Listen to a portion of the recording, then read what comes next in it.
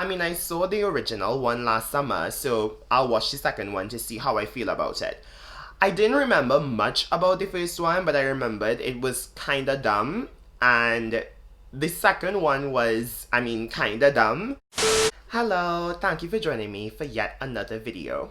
So this week, The Kissing Booth 2 came out and I watched it. Like, I was bored, I was home, it's a national holiday where I am.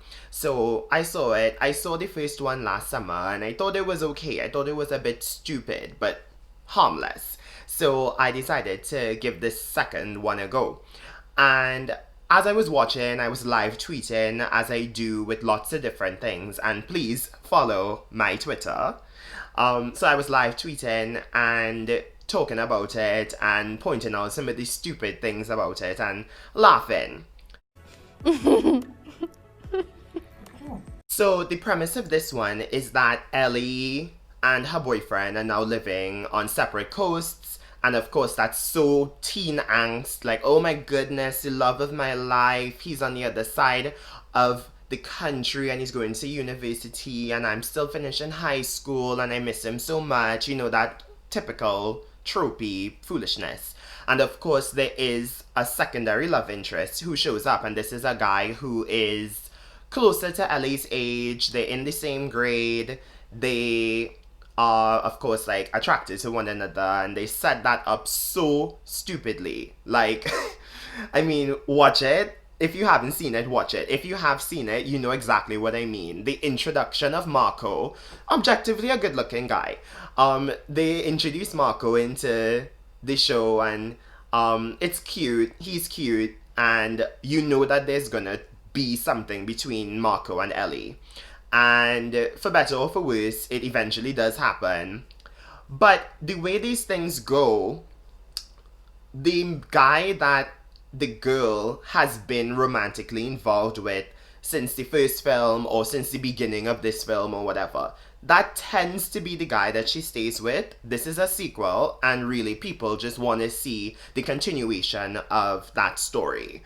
And this was just supposed to be a speed bump along the way, that she met this guy Marco, and he's a manic pixie dream boy. He's handsome, he has like 20 abs, he is a musician, he could dance, he's funny, he's popular, he's athletic, he's like everything that I guess any girl and every little gay guy would want.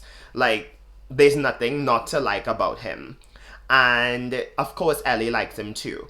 And things happen and whatever, but she still chooses her boyfriend by the end of the film. So we should not have been surprised that she chose not to be with Marco and to continue her relationship that was established in the first film.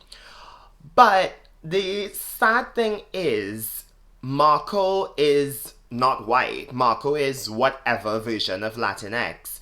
And to kind of like choose a white guy over him, while not necessarily wrong, because this was her relationship. While it's not wrong that she chose her boyfriend over Marco, I think the optics of the situation didn't really look good. Oh.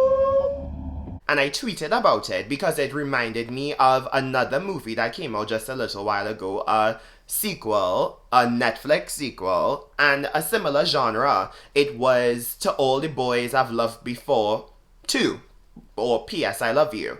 And it was the same thing. Like, she ended up in this relationship with this guy in the first film. She went into the second film and they were having problems. And she ended up meeting up with this other guy that she knew when she was younger and that she had feelings for when she was younger, and she was beginning to develop some feelings for now. And he was not white. And the same thing happened. He was passed over as well in order for her to be with her white boyfriend.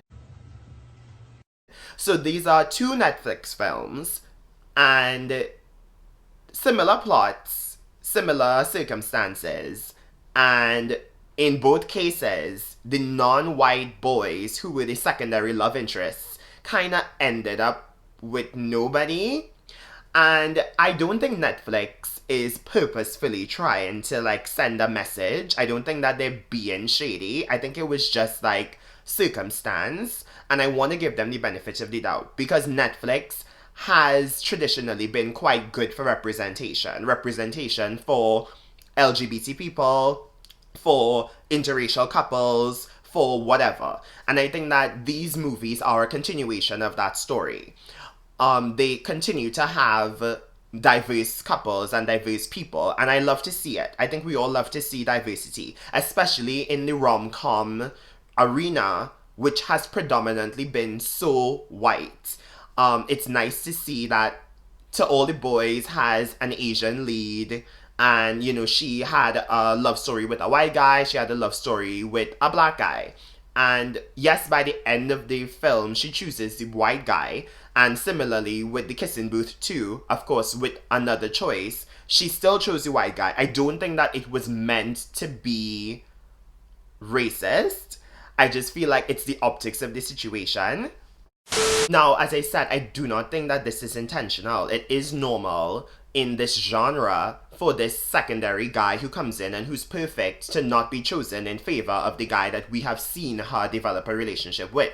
And the blueprint for this was like Sex and the City, because we all know Carrie was in this epic romance with Mr. Big. Problematic as all hell, but it's the blueprint.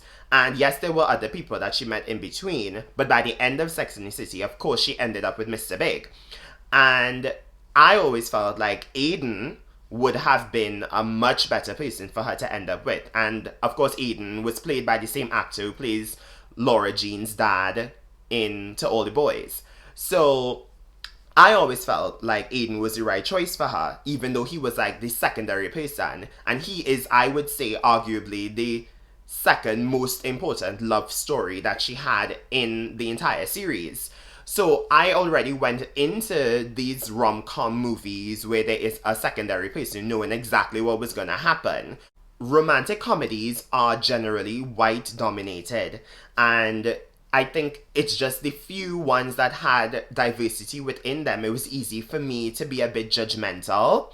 And I just have high expectations of Netflix when it comes to their diversity and how they treat people of color in this context.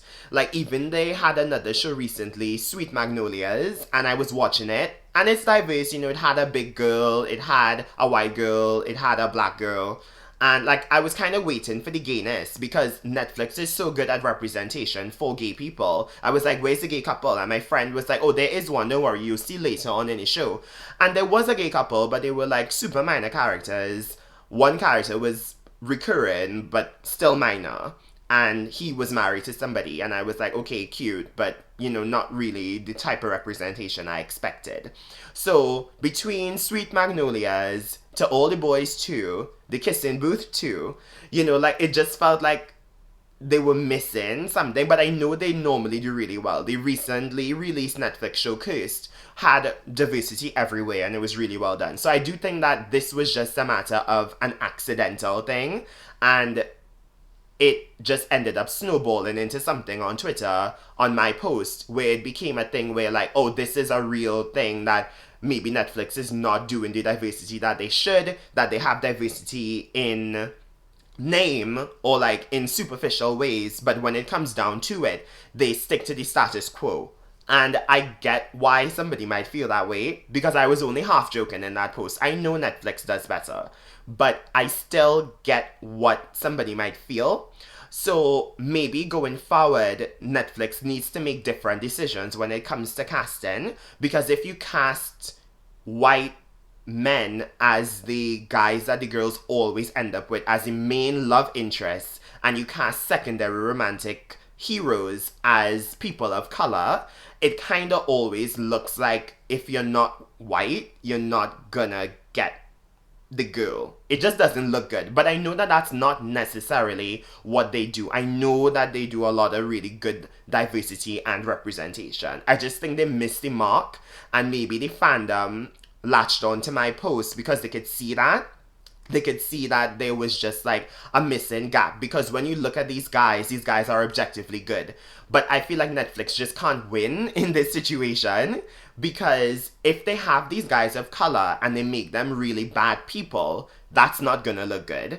if they have the guys of color and they're great people, it's still not gonna look good, because if the girl chooses to be with the guy that she was with before, it's like, oh, but there was this really great black guy, or this really great Asian guy, this really great Latinx guy, and you didn't choose him. Like, I feel like Netflix can't win.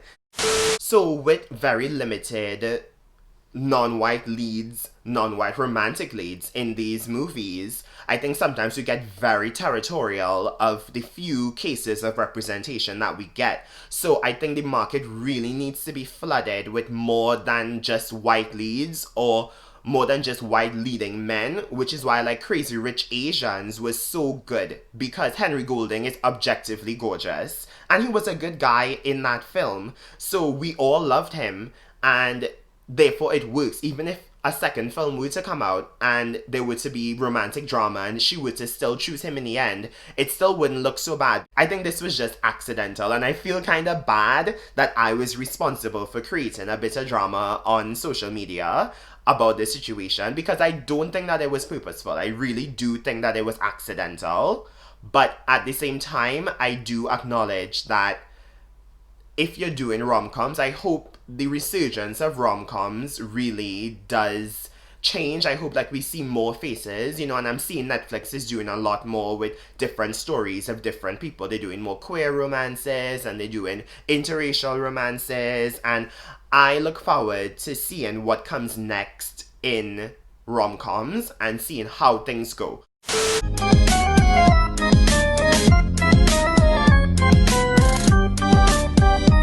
Thank you for watching till the end. Please like, share, subscribe. If you want to talk, please leave a comment in the comment section. I respond to every comment because I'm like nobody on the internet. So the 1 or 2 comments that I get, I'm willing to respond to them. It takes like no time. So please feel free to leave a comment and leave a heart if you watched till the end. That's how I'll know you watched till the end. And I hope you really enjoyed this video. I know I'm not the target demographic for a movie like this. I'm careening towards 30 right now, and I know I'm definitely not the person that they're expecting to watch a movie like this. But I watched it. I have a Netflix subscription. I pay for that. So whether I am the target demo or not, I paid for it. And the algorithm sent it to me. So I'm going to review it and I'm going to talk about it. So that's the tea. I hope you enjoyed this video. And please like, share, subscribe, and see you next time.